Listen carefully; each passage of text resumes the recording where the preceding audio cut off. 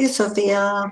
Thank you. Thanks, Thank you. Gary. Before I announce the next panel, I do want to reiterate that we do have lots of watch parties going on, both in 2D and 3D spaces on YouTube, Twitch. We have 2 in frame, one in our XR Woman Museum, Engage, Altspace, VR Land, Hubs.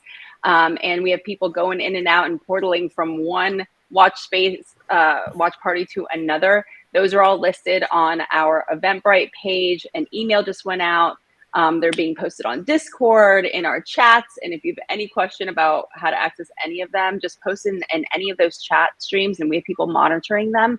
And we'll make sure that you get to the spaces that you're looking for. So next up, we have a panel that's moderated by good friend DJ Smith of the Glimpse Group, and we're talking about using XR to sell in real life, because again, this isn't about replacing what we're already doing. It's about using immersive mediums and immersive technology as a tool to enhance what we're doing in real life and in physical place-based locations and physical products and all of those other things. So I look forward to hearing this conversation. Thank you so much for coming on the panel today, all of you guys, and I will leave the rest to you, DJ. Take it from here. All right, great. Thank you very much for having us. And as Sophia mentioned, we are exploring how to use XR to sell things in real life, which is really exciting that the industry has gotten to this point. And I think it's going to start really exploding from here on in. So I'm DJ. I am the Chief Creative Officer and co-founder of the Glimpse Group. Glimpse is an immersive technology platform company based in New York City. We have 14 different subsidiaries, all focusing on different industry verticals within the space. And today we are joined with Mike, Rupert, and Daria. And I'll kind of kick it to each one of you to introduce yourselves, and then we'll get into our topics. So maybe Mike, you can start, and then Rupert, and then Daria. Yeah, great, DJ. Thanks. I'm Mike Cadu. I'm the managing director at QReal. We make lifelike 3D models for uses all over what we'll call a metaverse, or we focus a lot on augmented reality as well. We do a lot of virtual try-on based work, which is I'm excited to talk about here. And then we have a full studio making AR and VR experiences from start to finish. Including ideation, creation, design, distribution, and everything in between. And we're based out of New York as well. And thanks so much. Hey, thanks. I'm Rupert Deans, the CEO of Platter, based here in New Zealand. So hopefully you can keep up with my twang. We've created the world's leading 3D and AR commerce platform that enables retailers and manufacturers to be able to virtually put the products in the customer's hands through this technology. With the overall goal of increasing conversion rate. And yeah, really excited today to talk about some of the exciting work we're doing in the space around virtual try-ons from an eyewear perspective, and getting 600% increase in conversion rate with one of our global eyewear brands, as well as view and home capability around furniture as a second kind of key vertical we work with them. But yeah, thanks for having me as part of the panel. Thanks. And Daria? Hi, everyone. My name is Daria. I'm founder and CEO of WeAR Studio.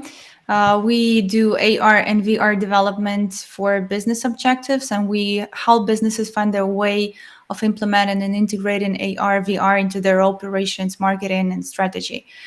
So actually, we do the consulting, the rapid prototyping, and the full cycle development. And I'm really happy to be here and to share our expertise and knowledge in this panel. Thank you. Awesome. All right, well, let's jump into it. And for anybody listening, feel free to put into the public chat any questions. I prefer to keep a dialogue actually going through our panel sessions. So first and foremost, WebXR is, I think, a huge enablement for the industry. I got in this game in the days where you needed a mobile app and a marker, and it was a disaster. So it's really exciting to see the ease of deployment come into play. So with that in mind, kind of the first question, what are the current technologies that are really making this possible and really making it scale for products to be advertised and then sold in real life? Yeah, I'm happy to jump on this one. So I guess some enabling technologies that we've seen, I guess, transformed our business have been obviously WebGL, coming through from 4G to 5G now. As you said before, the journey we've been on over 10 years from image tracking, back in the days, then through geolocation, object tracking, face tracking, hand tracking, now into kind of cloud anchors and VPS systems. So you kind of got this tier of computer vision software, and then you've obviously got the device maturity as well, from the first smartphones and tablets through to depth cameras, and now LiDAR, and open device ML chips obviously coming through. And so but those have been some of the enablers, I guess, for us, and I'm sure the others have seen the same thing as well. Yeah, I have nothing to add to that. I think that was a pretty good list there, Rupert. But I think maybe the most important thing is that a lot of major technology companies and smaller players who are well funded are, understand the value here in investing heavily in the space and creating all of these platforms. And we're at QReal, we're mostly platform agnostic, and so we work on the best possible technology and just keeps improving every single day. It's really exciting. Yeah, I think also awareness is key.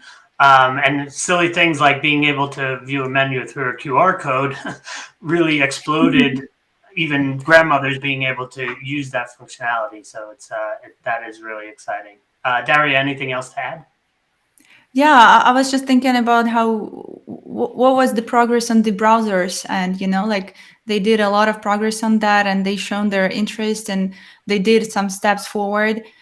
So we can see like the more browsers are supporting the WebXR and WebXR experiences. So this is also one of the green flags for us that we are in the right direction. Awesome. Funny how they're going back and forth though sometimes, right? So like Google, they bought out WebXR, and then it went backwards, and then it's come forward again. So it's good to kind of see how. Yeah, and it's good to have some platform. Oh, sorry, Rupert. That's right, you go. I guess there's some time gap in here. It's good to have the platforms like 8Wall or Zappar who provide us with these tools, and for WebXR experiences, for example, it's good you can experiment in a fast way and do some prototypes and publish something in the WebXR just in 2 hours. It's also great. I think it's also the significant step for WebXR in general. Great. All right, we'll move to the next one. So it's kind of in the same line of thought, but the really core thing that I think will happen is the introduction of wearables. So how important will wearables be, and what do we think it will be the timeline that they'll actually start making an impact in what we're doing? I can start here, guys, because we've just made this test across the gloves for touching objects in virtual reality, and saying the truth, none of them were good. Like none of them. They were huge. They were not comfortable to use. I took it on my right hand, but I cannot take it on my left hand, having that one on my right. Like it was super complicated. It was not that comfortable, and I think it might take like up to 5 years maybe in average. It's for the gloves, from what I've seen to what I want it to be, and to what I wanted to have in my project, like having the feeling of the temperature, of the texture, of the form of the object. At least I'm not talking about some small details in there, but from what I see, like a lot of professions are switching to the virtual reality right now, and they really need those wearables, and specifically gloves, for some of the professions. And I think it will be one of the crucial trends. So maybe 5 to 10 years to have something really feasible for the usage in the everyday routine, and changing the experience of the with the wearables in the virtual environments. So that's from my experience. I don't know, maybe someone have tried super exciting VR gloves or something, but still. Yeah, I would think I was more thinking AR wearable glasses, and when are they going to become viable? Oh, I'm sorry. Yeah. Yeah, that's okay. I think VR in some ways is way ahead of that. but I am super excited to see the early days of AR advance. Mike or Rupert, any thoughts on AR wearables? Yeah, I mean, obviously for enterprise, you've got the HoloLens and things that are being used and supposedly getting rolled out to the US Army at the moment, hopefully. Be interesting to see how that goes. But yeah, so for enterprise, there's obviously lots of options right now that are being used, and there's real utility and value across those. In terms of consumer adoption and having a consumer device that we want to put on our faces and represent in public, well, nobody's cracked that yet, have they? And we know about the failures along the way with certain big brands.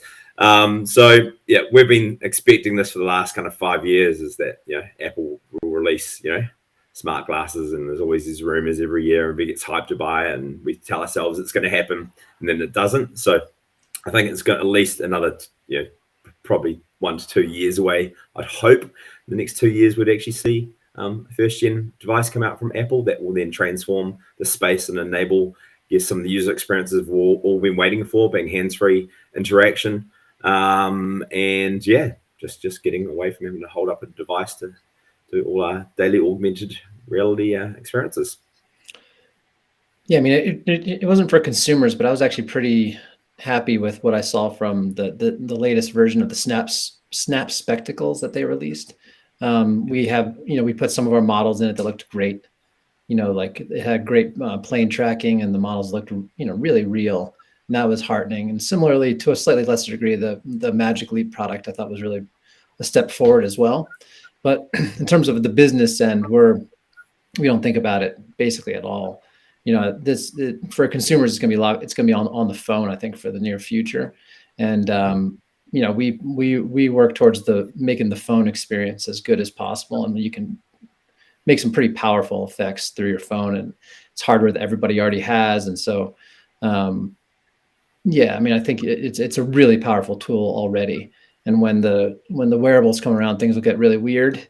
But in terms of a business sense, there's great ROI you can garner today from using AR on the phone that you don't need wearables for. Yeah, so we have a comment here that says no one wants to use their phone to view AR content. And I think we have a couple people on this panel that might disagree and have some examples. Yeah. Actually, why don't we kind of skip over to that one? So what are some AR brand activations that you've either been involved with or have seen in the space that have really been inspiring and have moved the needle in terms of what the industry can expect moving forward? Yeah, for us, I guess, as I mentioned earlier on, we're working with a company called Bailey Nielsen. Actually, if everybody out there wants to go to baileynielsen.com and just open up that in your ideally iPhone. And so we've got a virtual trial in there that we've done cross-platform, obviously a browser-based experience, but obviously they've got the depth camera with the RC files on your Apple device. And during COVID, they saw 69% of all their traffic going through this virtual trial completely transformed. They had over 50 stores people can get into, and so they had to go through this channel.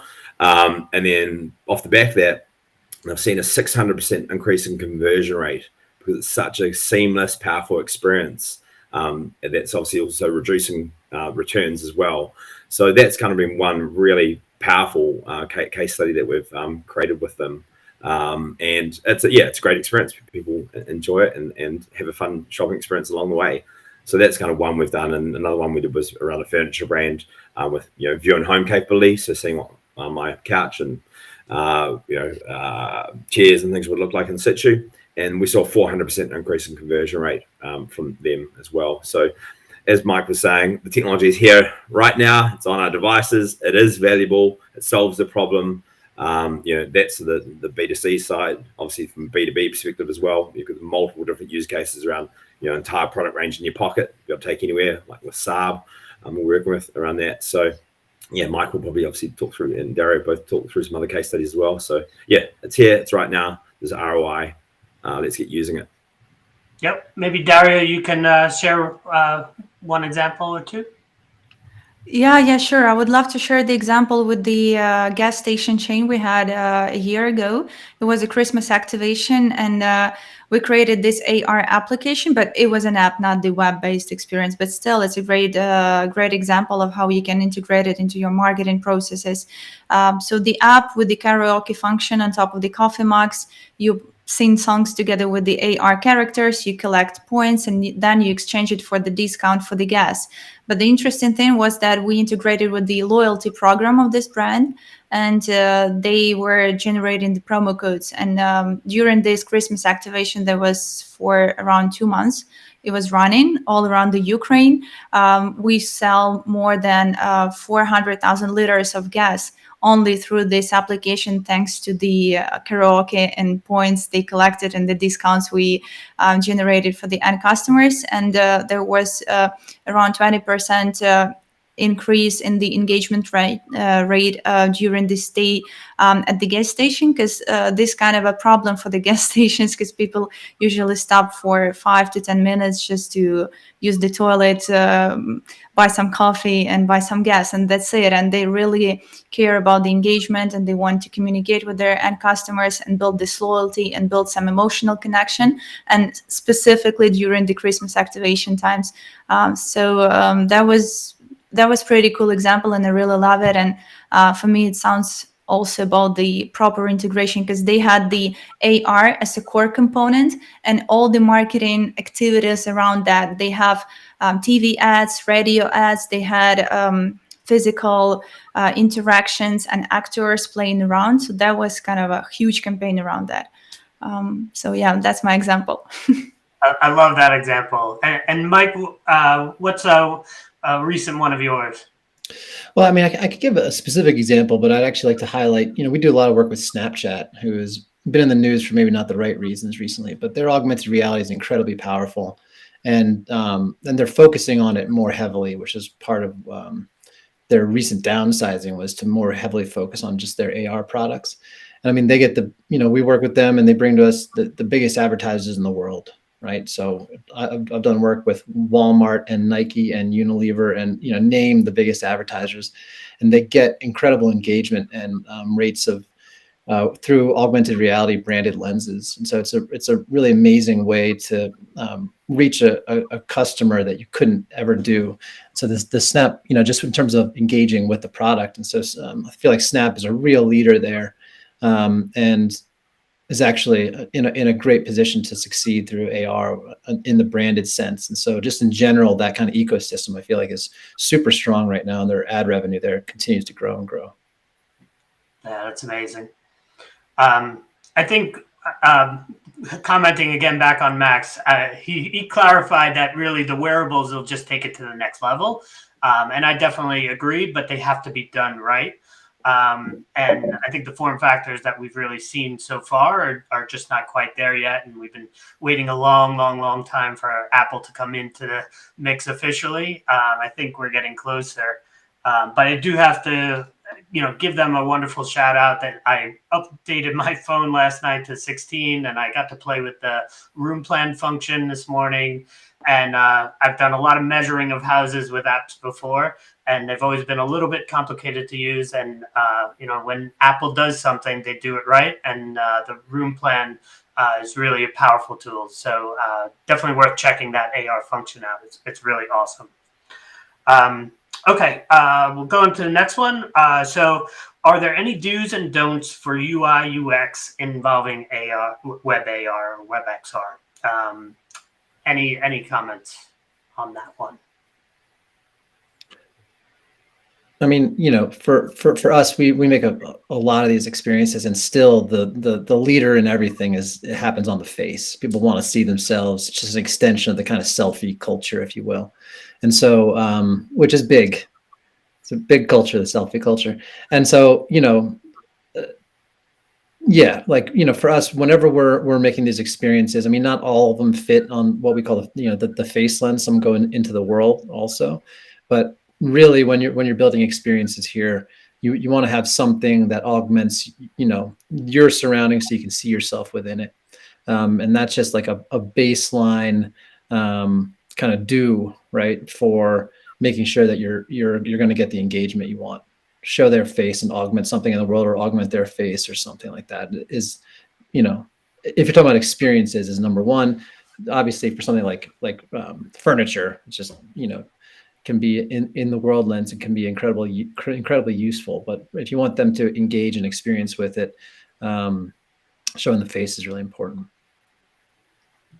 Dario, And from our end, yeah, sorry, I can add here that from our experience, and specifically in selling digital, physical things through AR, we had several experiences in there. First one was selling customer electronics through AR. And what we found out is that people are expecting having interactions with all the objects in augmented reality, and they were tapping on everything, looking for some animation or some interaction or some gamification or some Easter eggs. So what we found out is that it's all about experience and interaction with the object. So for example, we were selling the kettles, and they were just in 3D. So you can just take a look at them, you can move around, you can resize them, zoom in, zoom out, and that's it. But when we added the boiling animation to the kettle, that changed everything. Like, people were playing with that, and the engagement rate was higher, much higher, comparing to the previous version.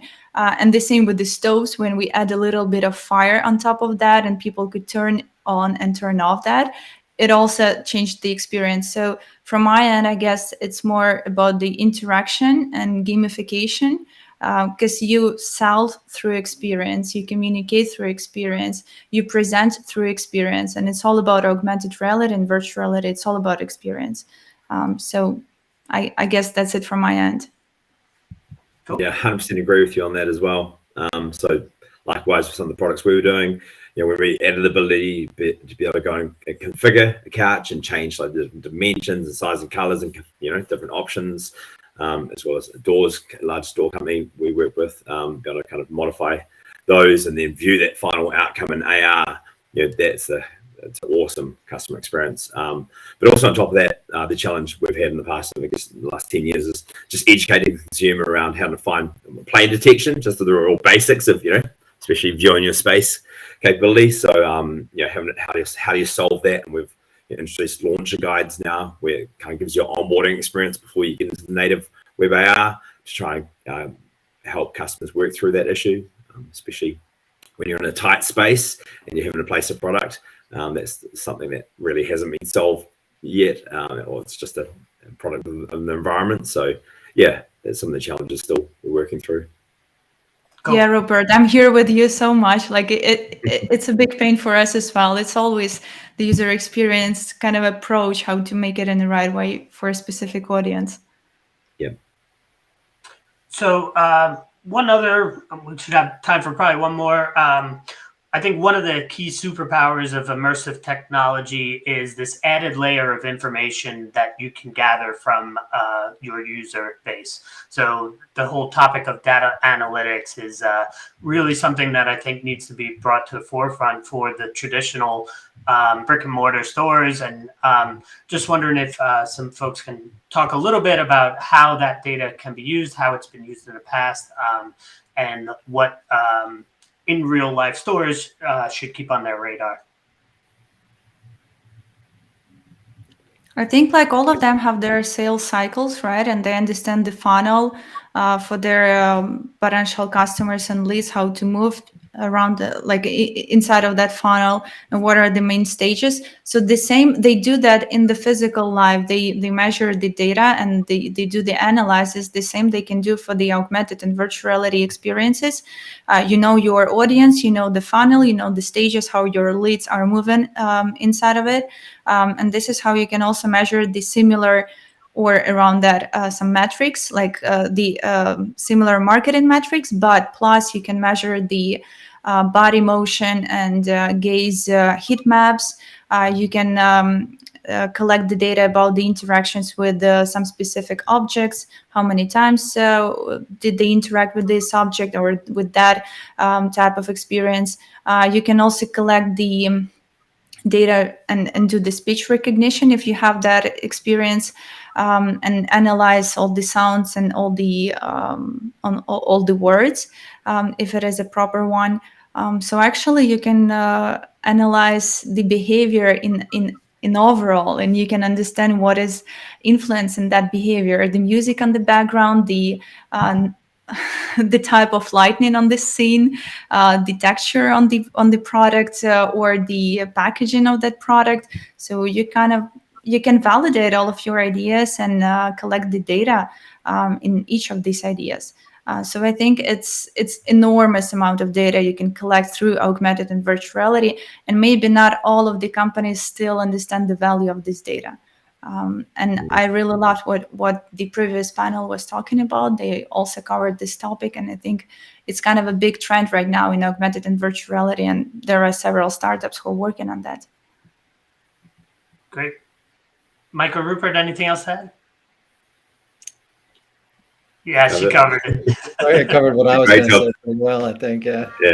Cool. The only other part would be just how you take those insights from the analytics and then feed it into unique things like product development. And so, again, some of our customers are building digital products they haven't even manufactured yet, and they're testing to see what consumers are engaging with. Then go, cool, that's where the product market fit is for that. Get rid of those and just manufacture that color and that variation. So that's kind of interesting little insight as well that we've had. Great. But it can sound, I'm sorry, I just want to add some simple thing in here. For some brands and for some companies, it can sound super complex to collect the data from virtual reality, like, wow, what should I do in there? But you can always integrate some Google Analytics with some basic metrics, but you can already collect some of the data from the user experience in the VR or in your AR solution that you already have. It's super simple to do, but you will make this first step, and it's not that complex, and it's not that kind of sophisticated to do some data analytics. For sure, you can do some custom metrics inside of that, but I really suggest to start with the Google Analytics, and that should work already a proper solution for that. Cool. And I just wanted to loop back. One of the first questions we got was from Karim, which would learn how to pivot into the space. And I've done some mentoring, and I have a little bit of a hit list here, so I'll just go over it really quick. One, if you're going to be an author of books, you got to read books. So go experience as much as you can. Take note of what is actually happening in the space. Then go and start learning how to build your own content or whatever you're going to do. Take classes, go to YouTube, go to workshops. We have an organization called XR Terra that is great for getting people up to speed. And then join the community. So go to meetups, attend these things, network, and then possibly find internships where you can help them out part-time. Those are really the kind of the ways that I've seen to get into the immersive space because it is so new, and it's not like you can go get a master's degree on that quite yet. All right, I think we are at time. We are creating our own master's degrees through our experience in this space, really. That's right. This is great. Yeah, I love it. Thank you guys for the awesome, thoughtful conversation. And we're going to kind of build off of that conversation with talking about the future of virtual commerce next. And I get to talk with some of my favorite people. Tony Parisi, Will Connect, Jake Steinerman. Welcome, guys. And bye to everybody else from the last panel. Thank you, everyone. Have a great rest of your summit.